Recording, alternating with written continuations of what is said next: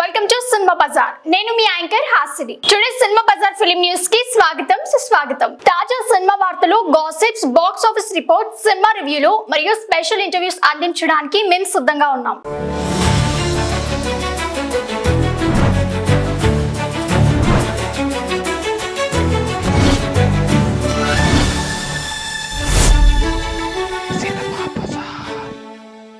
జపాన్లో triple cinema sensation 150 కోట్ల gross. SS Rajamouli దర్శకత్వంలో రామ్ చరణ్, ఎన్టీఆర్ ముఖ్య పాత్రలో నటించిన త్రిబుల్ సినిమా జపాన్లో అద్భుత విజయాన్ని నమోదు చేసింది. భారత్లో 100 రోజులు మాత్రమే కొన్ని సెంటర్స్లో ఆడిన ఈ చిత్రం జపాన్లో మాత్రం 365 రోజులు పైగా రన్ చేసింది. హాలీవుడ్ సినిమాలకే గట్టి పోటీ ఇచ్చిన త్రిబుల్ అక్కడ ప్రేక్షకుల్ని మంత్రముగ్ధుల్ని చేసింది. విశేషం ఏమిటంటే కొన్ని రోజుల్లో రిలీజ్ డే కంటే ఎక్కువ వసూలు వచ్చాయి.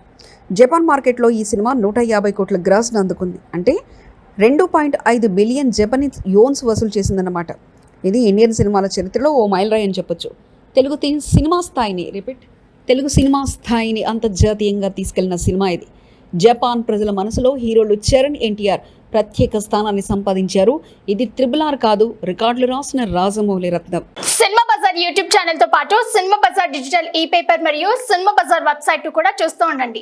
మరిన్ని అప్డేట్స్ కోసం సినిమా బజార్ ఛానల్ ని సబ్స్క్రైబ్ చేయండి, లైక్ చేయండి, షేర్ చేయండి. మీ అభిప్రాయాలను కమెంట్స్ ద్వారా తెలియజేయండి. మరో ఇంట్రెస్టింగ్ అప్డేట్స్ తో మళ్ళీ కలుద్దాం. చూస్తూనే ఉండండి సినిమా బజార్.